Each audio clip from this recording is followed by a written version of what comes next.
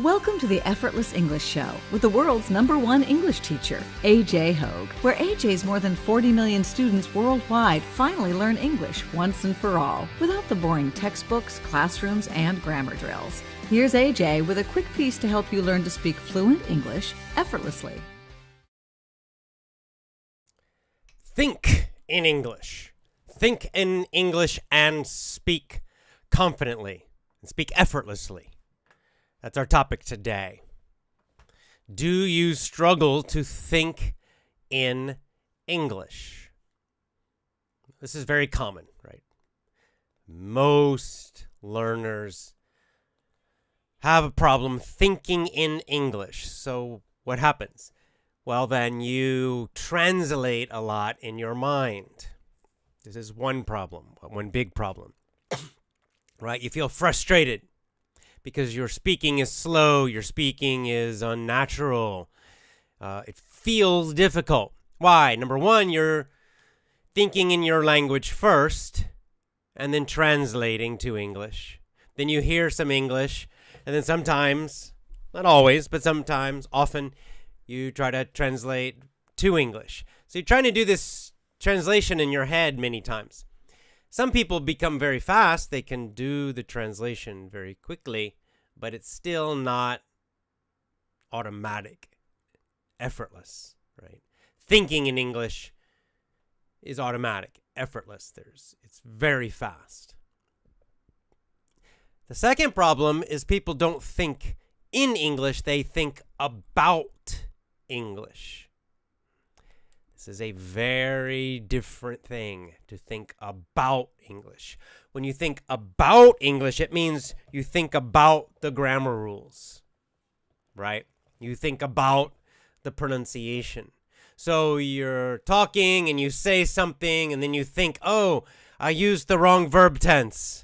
Oh, that's an irregular verb. I made a mistake. So as you're talking, you're thinking about your mistakes, or you're thinking about grammar rules, or you're trying to think of a new vocabulary word you used or learned before, but now you can't remember it. So you're thinking about the language. You're not thinking in English. When I say think in English, it means that everything's just happening. Your thoughts are in English. You're thinking in the language, and it's just coming out. It's coming out. You're not analyzing it, right? You're not analyzing it. You're just using it, right? And that's what I mean when I say effortless English. This is our goal, is that you think in English so it comes out effortlessly, fluently, without translation, not thinking about grammar rules, not thinking about, vocabulary, not thinking about pronunciation, not thinking about anything, just thinking in English, the same as your own language, right? The same as your own language, right? The same as native speakers, right? When I speak English, I don't think about it. I don't think about verb tenses. I don't think about vocabulary lists. I don't think about the pronunciation at all. I just do it. It's just happening automatically because I'm thinking in English.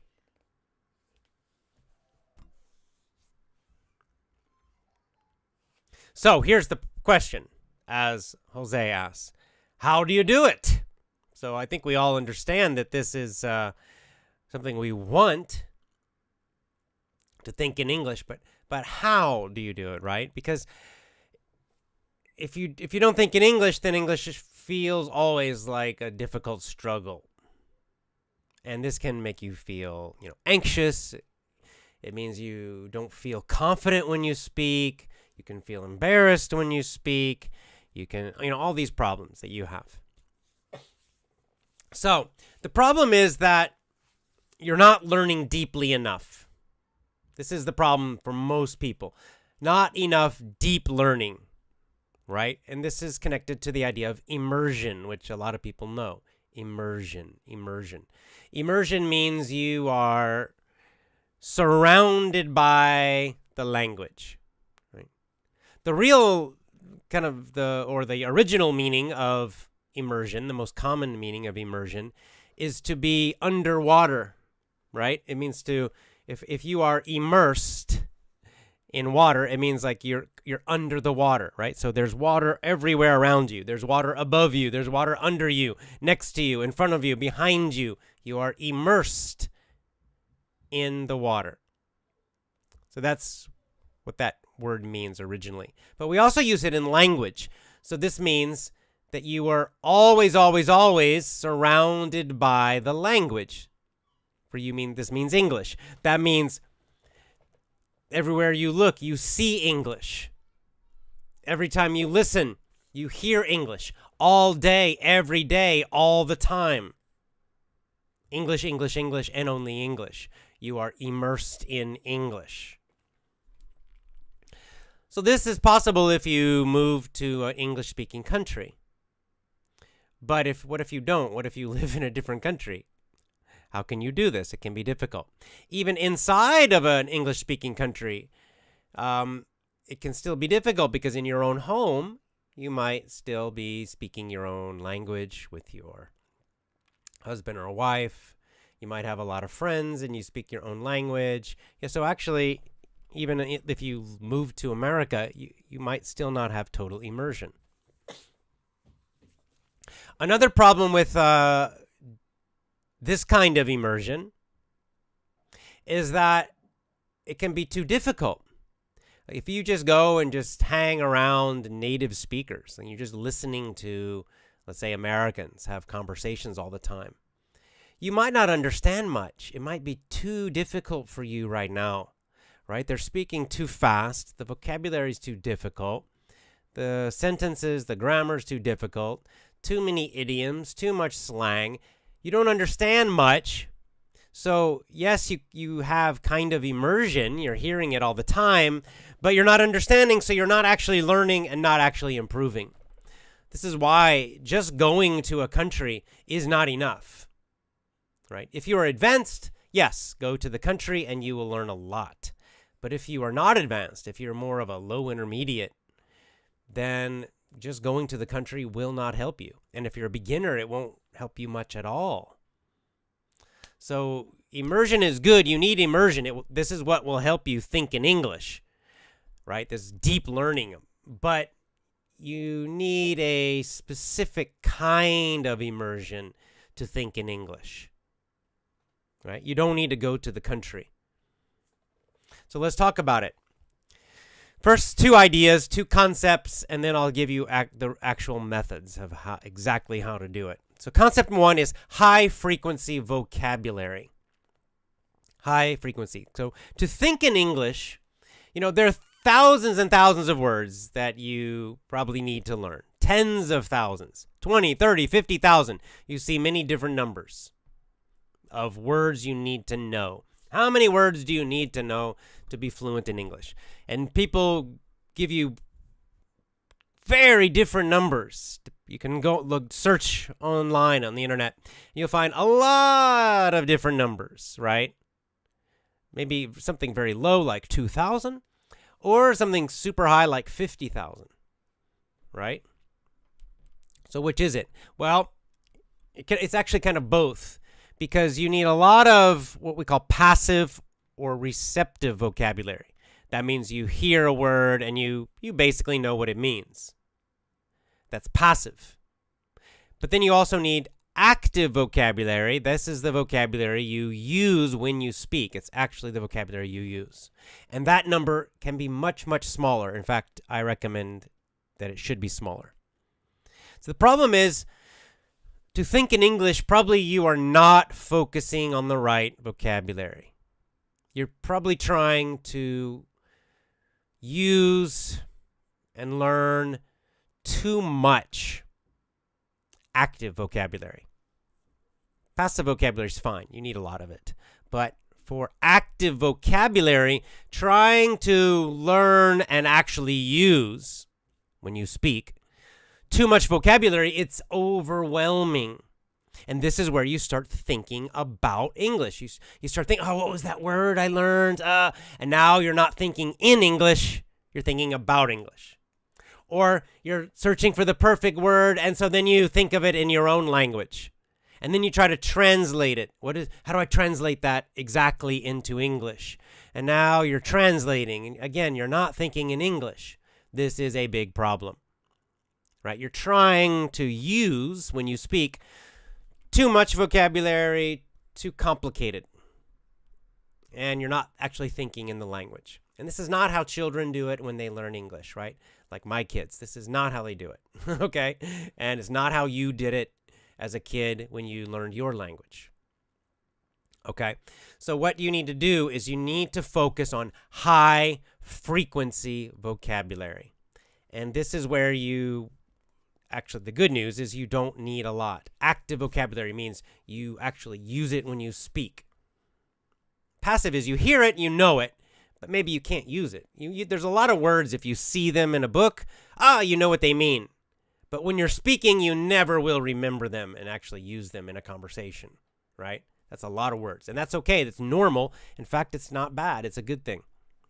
When you speak, what you need, and also with your listening, you need a lot of high frequency vocabulary. You need to get a huge amount of repetition, which is our next point, of high frequency vocabulary. High frequency means the most common words used in English speaking. The most common words. Point number 2, you must learn these common words and phrases very deeply.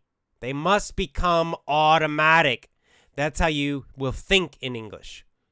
So a big problem people have is they know words. Like maybe you know that, I don't know, let's say buy, and you know the past tense is bought, right? You know it's irregular. So you know this. If you take an English test, you know it. You'll get a correct answer on the test question. But maybe when you speak and you're in a conversation and everything's happening quickly, maybe you forget and you say bide, or you say bye, or you have to stop and actually think for a second. Whoa, and you have to remember that it's irregular, right? So then in the actual doing, right, the actual speaking, you're not thinking effortlessly. You're not using that word effortlessly. For example, and there maybe you're good with that word, but there's other words and phrases that are difficult for you. So this is the problem. Why you know it, right? In your mind, if you think about it, you can find the right answer, but it's slow. It's not automatic. It's not effortless. You're not thinking in English, really. To think in English, you need a lot of repetition. You need a huge amount of repetition of these most common words and phrases, including the grammar, including the pronunciation. Like thousands of repetitions, not just 100. Right? It's not enough to know it for a test. You're looking for effortless fluency, effortless speaking, actually thinking in English. So when you're thinking, you're not thinking in your own language anymore. It's all in English. For that, you need a huge amount of repetition. I call this deep learning. Okay, so deep learning of what? High frequency vocabulary. The most common, simple vocabulary.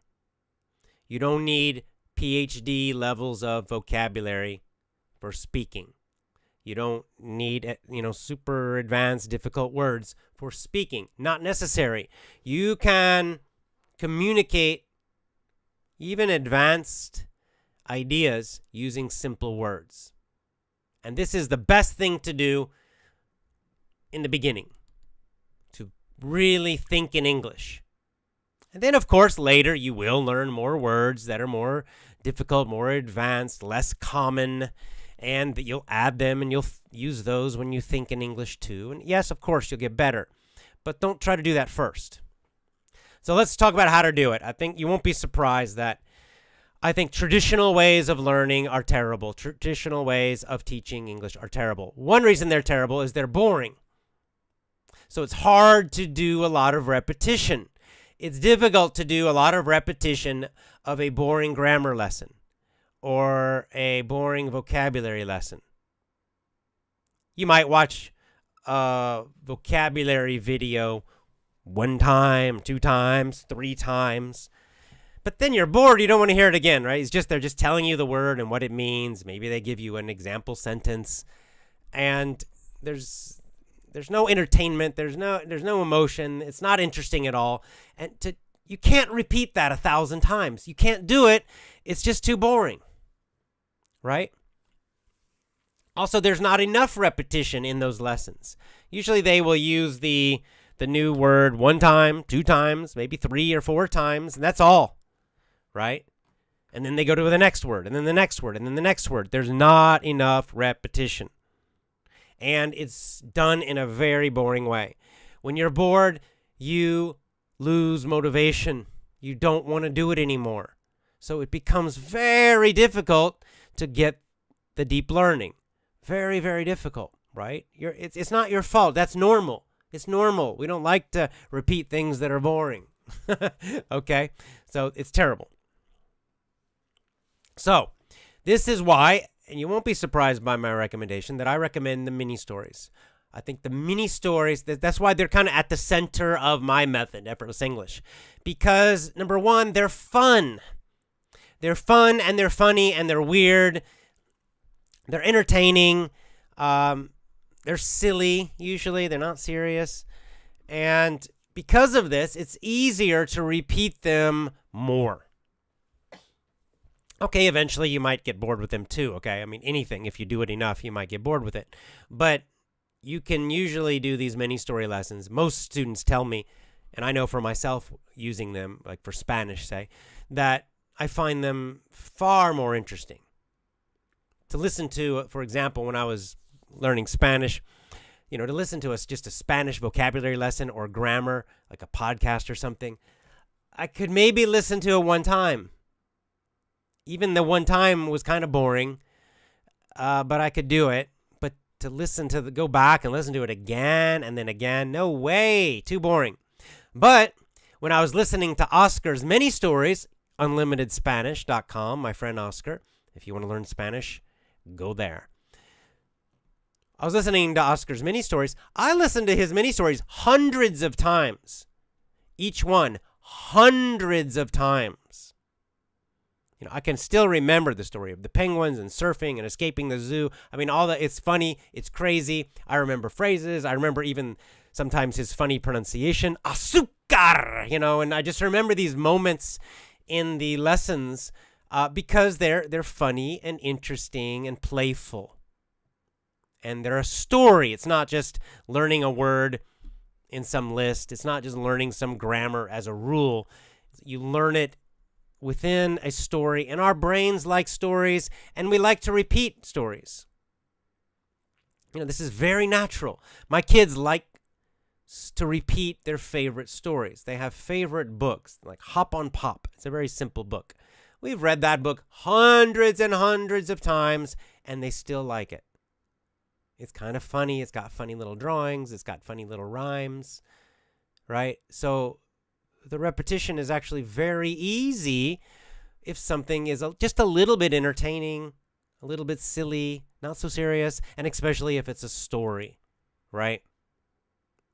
Some of you maybe have a favorite movie and you've seen it, many, many, many, many times, and you still enjoy watching it again, right? The repetition's fine with a story that you enjoy. So that's why the mini story lessons, I believe, are the most important lessons. In every one of my courses, that's the most important. Method number 2, the point of view stories. So this is the next thing. Repetition is not enough. You need repetition, but in different situations. Okay, because this is how you really learn a new phrase, a new word, new grammar deeply.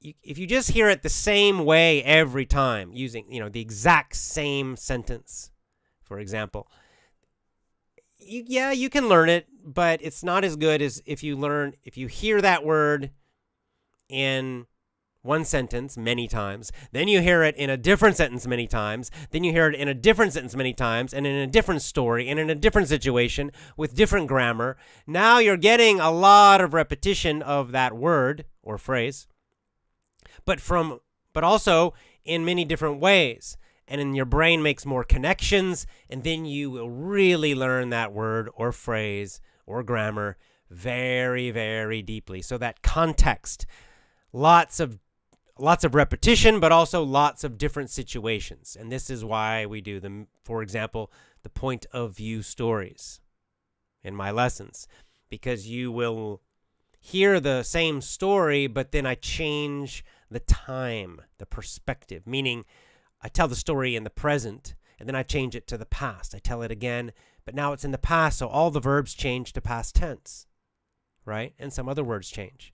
And then I'll tell it in, talking about it, pretending it will happen in the future. Now all the verbs change again, but it's still the same root verb, right? But they're changing. So in this way, you will naturally learn the grammar, right? You naturally learn the grammar, not by remembering some rule and thinking about English or trying to translate, none of that. You just will get it by repeating, and getting the different versions, different context. In this way, you really will begin to think in English grammar. It's very different than knowing it. Like when you know English grammar, you take a test. Yay, you pass the test. But then you start talking, and you make a lot of grammar mistakes. Or even worse than mistakes, is that you speak so slowly and unnaturally because you're worried about making a mistake and you're thinking always about all these rules and things, and then you can't communicate. It's actually better to talk quickly and naturally and just make mistakes. People usually will still understand you. If you use a wrong verb tense sometimes, it's not a big problem, right? People will still understand what you're talking about. But when you kind of and you're trying to be perfect all the time and you're thinking about grammar rules and your brain is translating, then your communication is terrible and you speak so slowly, so unnaturally that it's hard to understand you, right? And this is where you feel it. Other people, they're not patient with you, right? They become impatient. They don't want to talk to you so long, right? This is terrible. You don't want that. I don't want that. Nobody wants that. So it's important to also have these point of view lessons and also other ways, and this is the third method, other ways to get the repetition in different situations. So not just the mini stories, not just point of view stories, but also you want to hear the new words and the new grammar, or the old words and the old grammar. You want to get repetition from different other areas as well. From a podcast, from a book you're reading, this is why also in my lessons there are main articles, I call them main articles, and also I have commentaries. And these are completely different situations where I use the same vocabulary and grammar again, but it's a different situation in a different context. So you're repeating every lesson daily. Inside each lesson, for example, in each mini story, I ask a lot of questions. So you just listen to one mini story, you get a huge amount of repetition. Then you listen to the point of view stories. You're getting a huge amount of repetition again, plus it's a different situation. Then you listen to the main audio lesson again more repetition, and again a totally different situation, different commentary, different text. And then again, finally, you get a commentary and it's different again, but more repetition. So all these different situations, it's interesting information. It's not just a boring lesson. This is why it's so powerful. And then you can also do this yourself. Read books that are about a similar topic. Then you'll get even more repetition. Those same common words you're going to see them again and again and again. Use audiobooks, then you're going to hear them. This is another way to get different situations. Get the repetition from reading, but then change, and also get it from listening too. Right? So by doing all of this together and focusing especially on those more common, more simple, high frequency words. This means generally it means using easier material. Not reading research articles, PhD level, okay? You're never going to get enough repetition that's easy and understandable by doing that. You can still do that if you need to do it for school, but to really get the main, again, you only need, let's say, 2, 3, 4,000 words of English, and the most common simple grammar, past, present. You need to be able to talk about the past, talk about the present, and talk about the future. Okay, yes, there are other, a little more complicated grammar, verb conjugations, verb tenses, and other grammar as well, but those are the main three for clear communication. You want to master this high frequency, most common English, so that you think in English as you talk. You're thinking in English using the most common things. This is how you do it with all this kind of immersion. Immersion focused on simpler English. Immersion focused on highest frequency English.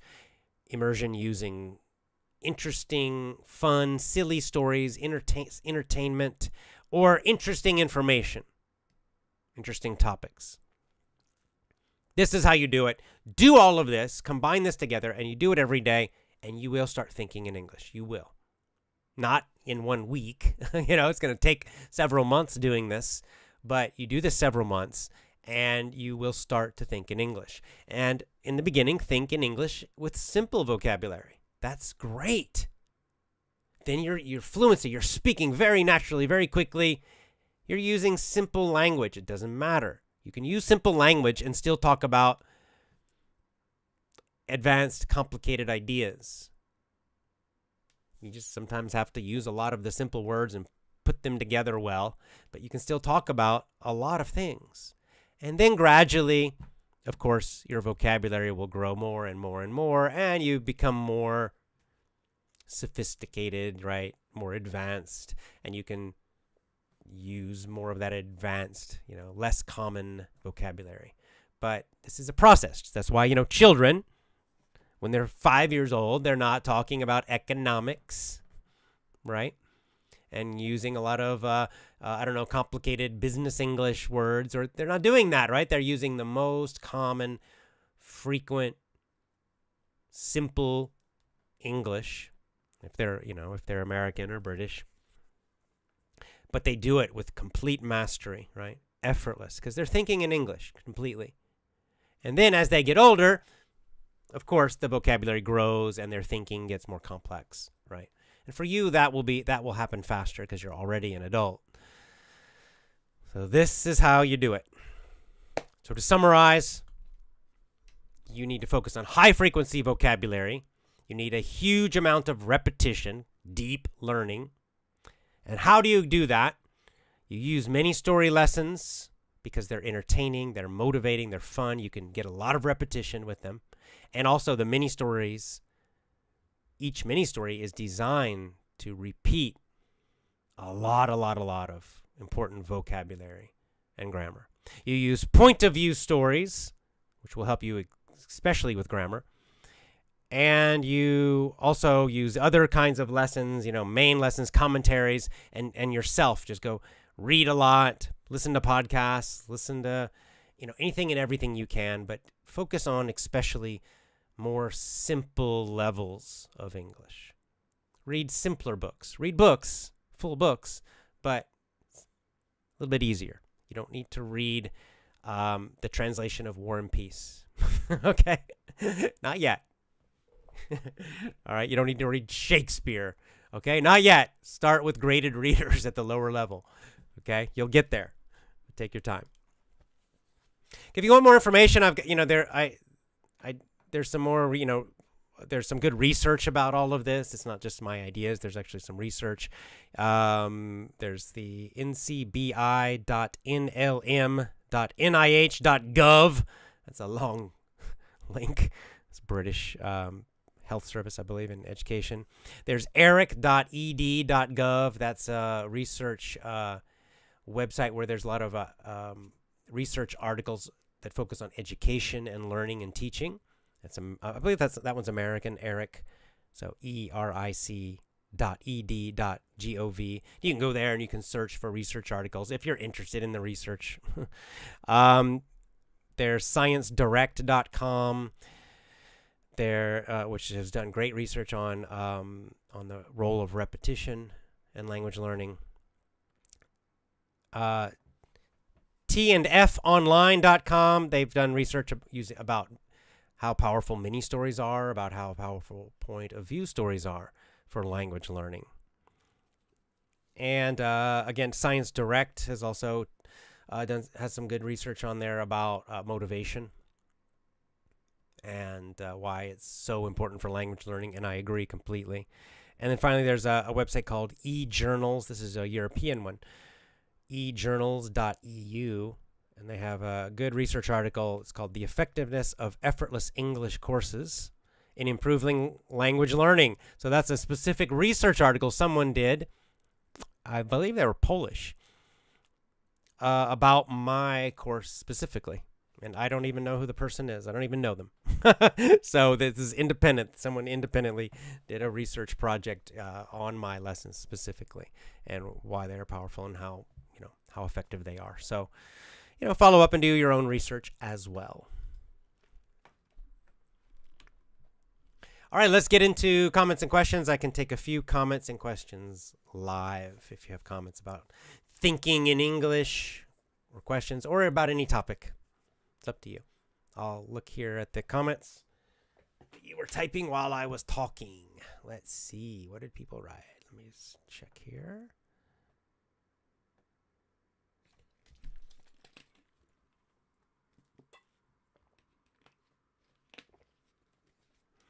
Let's see. Fearless Buffunder says, if we make mistakes in grammar, then it's technically wrong. You're right. It is technically wrong. If you take a test, I don't know, take some English test and you make a grammar mistake, is it wrong? It is wrong. So what? Who cares? Nobody cares. Nobody cares in the real world. If you still communicate well, the mistake doesn't matter. Okay? Look, native speakers make mistakes all the time. All the time. And, sometimes it's even hard to say, is it really a mistake? Because, for example, in, let's say, American English, in many situations, many casual situations, social situations, it's very normal to use, let's say, incorrect grammar, to use phrases that are technically incorrect, meaning an English teacher or a grammar expert would say, that's not correct, right? Like, say, for example, he runs really fast, right? Or, he runs really good. He's even more common, right? He runs really good. He draws really good. Is that correct grammar? It's not, because good is an adjective and you want to use an adverb, right? So it would be better to say, he runs very well. He draws very well. Okay, so yes, this is, if you want to be specific about the grammar, yes, but still you will hear many native speakers. Many native speakers will say things like, he draws good. Does it sound super educated and professional? Maybe not, but everybody understands what that means. The communication is totally clear. And as an English learner, you're not a native speaker. Don't worry about that kind of mistake.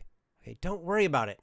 Yes, later, as you get more repetition, you will improve, okay? And you'll eventually correct that mistake. It's okay, right? And if you're trying to do, if you're doing a job interview or if you need to use a very professional level of English, then of course you want to say he draws well, okay? But that's at an advanced level. That's a more advanced level. And again, you don't want to be thinking about this. If you think about this too much, maybe you'll use correct English, but your English will not be fluent. Your communication will be terrible. You'll be talking like this. He draws very well, and he's also a really not a well runner. No, he's a good runner. Right? You'll be constantly correcting yourself and stopping and starting and thinking, and as the sentence changes slightly, is it an adverb? Is it an adjective? And so, yeah, maybe you pat your grammar, your grammar test would be a higher score, but your communication stinks, right? This is the problem, that listening to you is difficult because you're too slow and unnatural, always stopping, always correcting yourself. That's bad communication, and actually nobody wants to listen to that too long. It's kind of difficult and stressful to listen to someone speak like that for a long time. Much easier just to talk to someone who maybe their grammar's not perfect, but they're very fluent. The words come out very easily and naturally, right? So, yeah, of course, I know you want to have better grammar. That's a good goal, but fluency first. Thinking in English first, with simple English first, and then you build and build. Jose Angela says, many times I walk down the street and do simulated dialogues in my mind. I create phrases about what I saw when walking. This is a great way to get more repetition, especially active vocabulary, where, yeah, maybe you can't always talk to someone and have a conversation, but you can just, this is great, Jose. Like, you just walk around and you're just describing things, and you're doing it in your mind. So you are thinking in English. You're training yourself. You're practicing thinking in English as you walk around, just talking to yourself, describing things in your mind. That's a great, great idea. I like it. Anna Grigoreva says, I have a decent amount of passive vocabulary, but as for my active one, it's poorer. It's not as good. It's a real problem for me. I've been listening to your lessons for 2 years every day. I perfectly understand you. Exactly, and this is where you want to start speaking. And again, don't worry about mistakes. Just you want to especially focus in on those mini stories where this is why I think the mini stories and the point of view stories are the very best for creating active spoken English, where you really think in English and use it effortlessly. Those are the two lessons that will help. The main and the commentary, and in my business English course, some other ones too, they will help you with your passive vocabulary, with your understanding. But for your active speaking, it's those mini stories. And what you can do is retell the stories. So you listen to them, you answer the questions out loud, and then you pause and you tell the whole story yourself out loud or in your mind, like Jose was saying.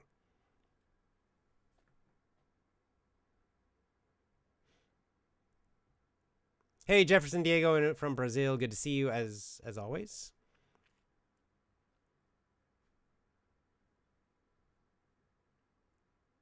Thank you, Selva. Says, I like a quote from your lesson. It takes effort to become effortless. It does indeed. Cool. Manuel Rocha says, I have been listening to you for 5 years, since 2018. I have been improving my English listening skills at an amazing level. Thank you a lot.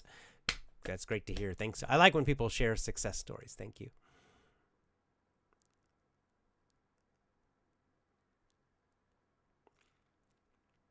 Yeah, and I tried to start doing the retelling of the out loud, and try to do it quickly of the mini stories. Pronunciation course might also help you with that.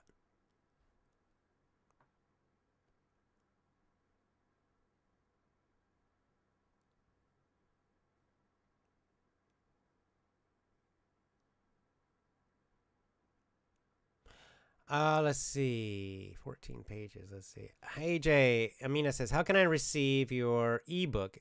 It's only 14 pages. It should be 200 pages. I subscribed to your free email course, but I didn't receive it. I'll put the link down here. It's Effortless EffortlessEnglishClub.com and then /7rules. Here, I can actually change it on my screen. You can see it up here. Let's see if I can I edit this? Let's see if I can edit it. Yeah, all right. /7rules. If you go to that website, that's my website, but you just go to that page. Yeah, so it's on the screen if you're watching on video. That so it's effortlessenglish.com, effortlessenglishclub.com / right, that line, and then 7 rules all together. Then that's where you can get my full ebook for free. I'm just giving it away for free now. The whole ebook. The paperback you still have to buy. It costs me money to print it. But the ebook is free. So you go to that website, you can sign up for my email course, also free. That's step 1, and then you'll see it says step 2, download ebook now. Just click the button and you'll download. It's a PDF. So you should be able to read it on your phone. You have to adjust it to make it a little bigger. You know, the words might be really small on your phone if you have a small phone, so you're gonna need a way to make it bigger. You should be able to read it very easily on a computer or a tablet, like an iPad or something. So yeah, go to that, and you can get the ebook for free. And it's not 14 pages; it's 200 something pages, and it's 23 chapters. It's the full thing for free. EffortlessEnglishClub.com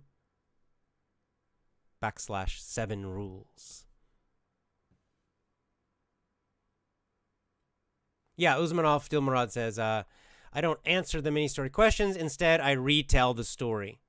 That's also fine, right? You know, it's flexible. You can do what works for you. So if you like answering the questions out loud, you can. And if you don't always want to do that, then just retell the story. And I understand. I've done both of those things too.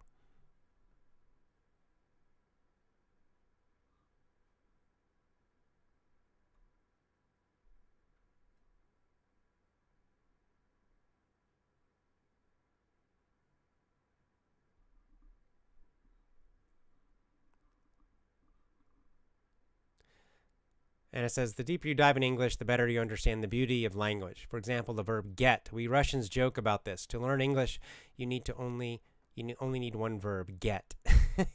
It's a very useful word, that one. That's true. It can be used with a lot of different meanings, depending on the situation. Olga Sergevina says, Sergevna, excuse me. How are your kids doing? They're doing very well. Waiting for me to come play right now. Mr. Bombardier says, I am applying the 7 rules of effortless English. Lots of little rocket emojis. Awesome. Uzmanov says, AJ, please make a show about the benefits of journaling. I have found out many successful people do journaling. I do. Yeah, I should do that. That's great. There's lots of ways to do it. I will talk about that. I think I've got a lesson about that, don't I? In one of my courses. I can't remember now. But I'll do a show about it.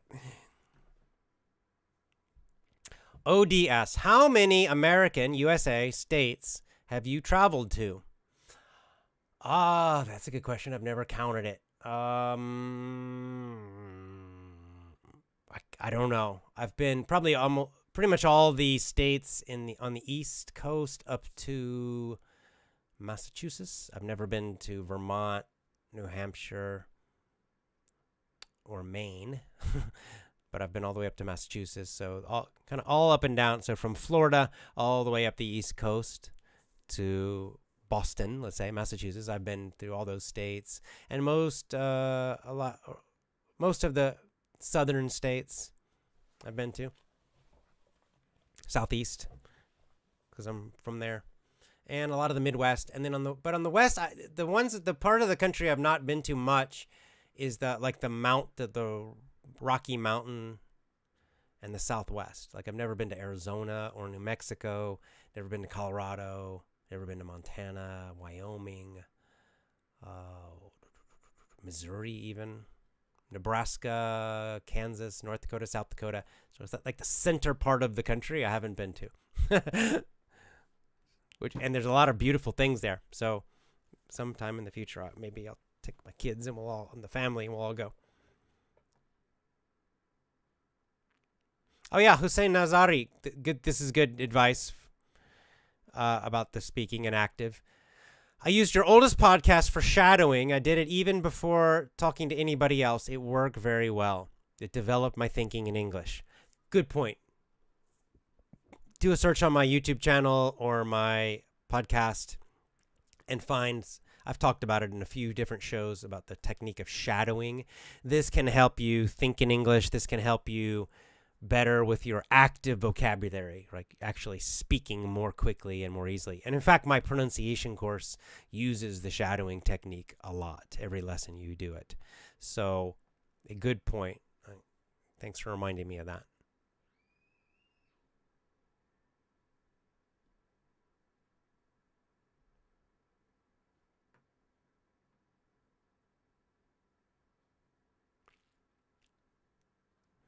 Yeah, so Jose Andres Liriano Aquino says, what about if I understand when I listen, but when it's time to speak, the words don't come out? Well, that's basically our topic today.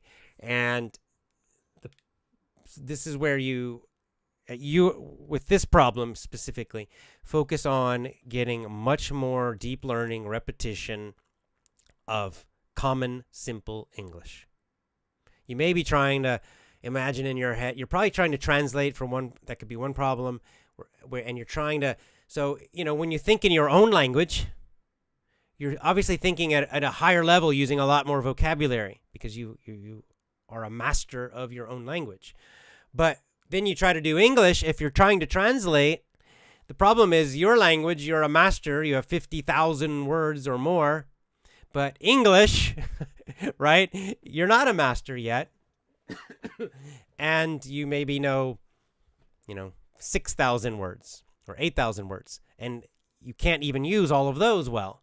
So this is a big problem with translating, because then it becomes very hard because you can't translate everything exactly because you don't know enough English, right? So this is where you want to focus on the mini stories, point of view stories, simple reading, lower level English, simpler stuff that feels easy. Stuff that feels easy, videos, audios, lessons, everything that feels fairly easy to you, but you get more repetition so it becomes automatic. And the same when you use shadowing or other speaking techniques, retelling, talking to yourself even, use simple, common, easy English, what you probably feels like easy English. Use that first. Let the easy English become super automatic, right? So you're thinking in easy English, like a kid would, like a child would. Then with time, you'll grow your vocabulary more actively, and you'll use more and more words. But sometimes you have to step back, right? And it's hard because, like in this example, is very common, Jose's example, is that your understanding might be actually quite high, right? Maybe especially reading, like often reading can be very high. Like this is my situation in Spanish. I can read Spanish at a pretty good level. Then my listening is less than that, right? Because of the speed and other issues, right? But then my speaking is much lower than that, right? This is natural. This is very normal. So that you probably have the same thing. Don't try to speak at the same level that you understand, right? Or that you read, even worse, right? You're not going to speak English at the same level that you can read English. Your reading is probably much, much higher. That's common. All right? So that's fine, and don't worry about it.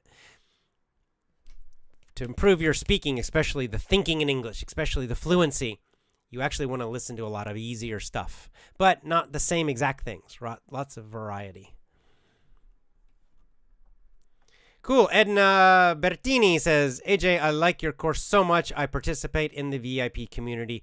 Yeah, so great that you have joined the VIP program. That's the best program. That's the one that has my most successful students, my most motivated students. So I have many different courses. Go to effortlessenglishclub.com/7rules, and you can get started there. Get the free ebook there. Actually, I think at the bottom of that page, I have some information about the VIP program also. So yeah, that's a good place to start.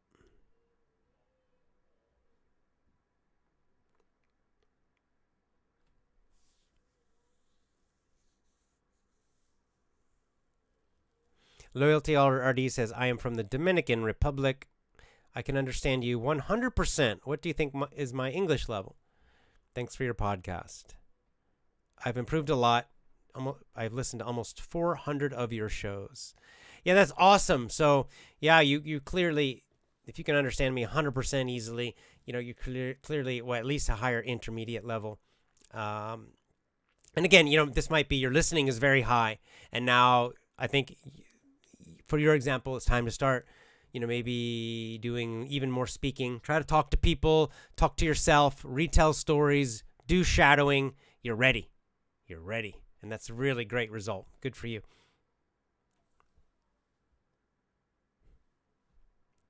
Silver, can you show off your Japanese? My Japanese is not very impressive. Says Sar, and thank you for the donation of 10. I'm not sure what a SAR is. That's SAR. I'm not sure which currency that is, but my Japanese is everyday, basic, common. So and this is, in fact, this is something I've been pushing myself to do in Japanese. Just speak and don't worry about mistakes. Just make mistakes. Don't worry about trying to be perfect, because it will paralyze you. Right? You'll get stuck where you're just trying to be perfect all the time. So I'll be like, oh, okay, I want to say I used to live in Kyoto. Kyoto ni sunde. No. How do I no. And you get all like trying to just say, is it ni or is it de? Oh, I forgot. Just say Kyoto ni sundemashita. Is that perfect? I don't even know. It doesn't matter. But will people understand what I mean? Yes, it means I lived in Kyoto. And sometimes there's different words. It's like kind of like prepositions in English, where like, do I say I lived at? Do I say I lived in? Do I say I lived on? It can get confusing. And then you start thinking about it. Like, let's say Hawaii. I'll give you a good example because in English, because this is confusing. Because with an island, it can be different. You can say Hawaii. I lived in Hawaii is correct. I lived on Hawaii is correct, but it has a little different meaning. And I lived at Hawaii is wrong, grammatically, technically. However, if you, in a conversation, if you use any of those, people will know what you mean, okay? The communication will be clear. You can say, I lived at Hawaii for 10 years. Is that grammatically correct? Not exactly. But will it be confusing? No, everyone will still understand you. So, yeah, eventually maybe you want to correct that mistake. But if you're in the middle of a conversation, talking to someone, you don't want to be thinking about that all the time, because then it kills your talking. The whole conversation gets super slow and difficult, right? Just say whatever pops in your head. I lived at Hawaii. Okay, yeah, it was a little bit wrong. If you say I lived on Hawaii, what that means is if you say I lived on in English, in this case, it actually means you lived on the specific island of Hawaii, which Hawaiians call that the Big Island because it's confusing if you use the same word. But technically, the Big Island's name is Hawaii. And then the other islands are Oahu, which is where Honolulu is. And there's Maui and Kauai. Those are kind of the main ones where a lot of people live, right? So you could say I lived on Oahu, right? But you wouldn't say I lived in Oahu. It gets very confusing, right? It's even hard for me to explain why. Why don't we say that? I don't know if it's I can't think of a rational reason right now, but that's just how we do it. Okay? And if you get too focused on these little things like this, then you can actually kill your thinking in English. Now you're thinking about English, and you get so focused on all the little points and trying to get everything perfect that you can't speak fluently. You're not thinking in English anymore. You're analyzing it, which is different.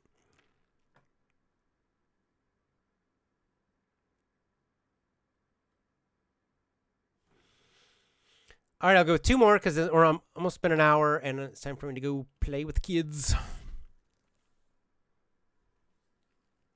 Maria Urbina says, "Hi, my teacher. I bought your book. I've been reading and listening at the same time for maybe 1 year. Thanks a lot." Yeah, awesome, great. I'm also going to give you my audiobook for free soon. We gotta do some set it up so you guys can do it for free. But I'm giving the ebook for free now on my website. It's on the screen, and we'll put the audiobook link. You will need to give your email for the audiobook because there's a lot of files to download, so you're gonna have to log in and download all the audios. But it's a really great thing is you like what Maria's doing is you can read the book. Like I recommend just do one chapter. So read chapter 1 and then listen to chapter 1, the audiobook. It's me, it's my voice. So I did my own audiobook. If you like my voice, that'll be good news. And then you do that. And again, I like what Maria's doing. Repeat it a lot. Repeat it a lot. And again, I did this a lot in Spanish, for example, where I would actually I have my book is translated in Spanish, so I would read my own book in Spanish, and I would listen to my friend Oscar did the audiobook for that, and so I'd listen to Oscar reading my book, and I would go one chapter at a time. I did this also with Steve Kaufman's book, with his book The Linguist. So he has a Spanish version of it. So I would listen to the Spanish version and read the Spanish version. And it's a way to get more repetition and deep learning again. Because both those books, my book and Steve's book, are written at a fairly simple level of language. So it's not too difficult, at least in Spanish. Now, Japanese, I can't understand his book in Japanese. My Japanese is not good enough for Steve's book. But Spanish is no problem. And Omar18, thank you for the donation of SAR. What is SAR? I'm too curious now. SAR currency.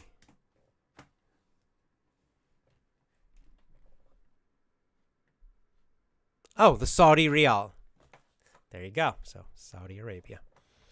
The Saudi Riyal. Thank you very much for donating.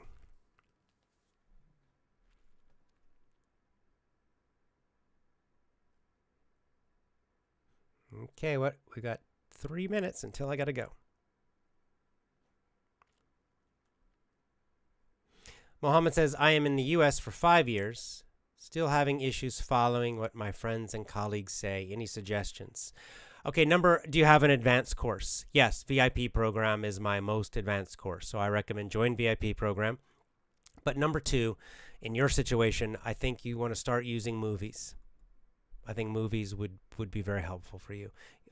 Do a search on my YouTube channel, just, AJ Hoge, YouTube, learning movies or movie technique. Movie technique, Effortless English. Movie technique, AJ Hoge. It's on my channel. I can't remember the link, though.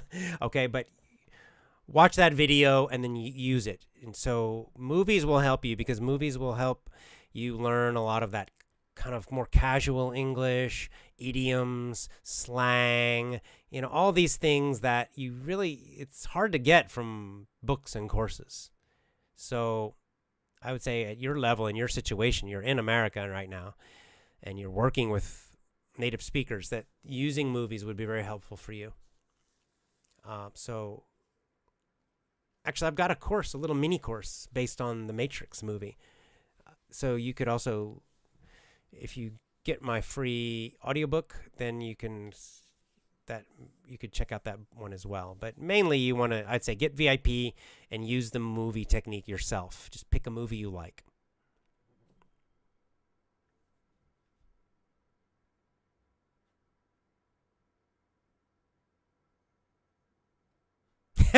Jose says, when you have doubt about in or on, just pronounce it very fast. Yeah, good advice. You're like, I live in Hawaii. People won't even know. Did you say in? Did you say on? Right? I mean, even native speakers sometimes have to think about it, especially with islands. For some reason, it's weird because you could say you wouldn't say I lived on California, right? You would never say that. I lived on California. right? Or I lived on San Francisco, even. You would never say that. But you will say, I lived on Oahu. Right? So we say on with islands. I don't know why, but we do. Right? So you would say, I lived in San Francisco. I lived in California. You would say, I lived in Hawaii, meaning the whole state. But you would say, I lived on Oahu, the island. But you would say, I lived in Honolulu, the city. Right? And you would never say at for that phrase. So for any of those phrases, you would not say at. So. So I feel your pain. It's confusing. Second Mirror of Life. Good to see you as always. So I am from India. I've been listening to you since 2020. I've seen so many English teachers in my life, but never seen an English teacher such as you. You're one of the best. Well, that's very kind. Thank you so much. Thank you. So my audiobook, I think maybe on effortlessenglish.com.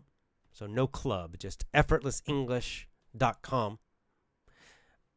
I think you can still get my audiobook there. The website has some, we're going to redesign that website's having a few problems, technical problems. Let me look at it now, see if it's working.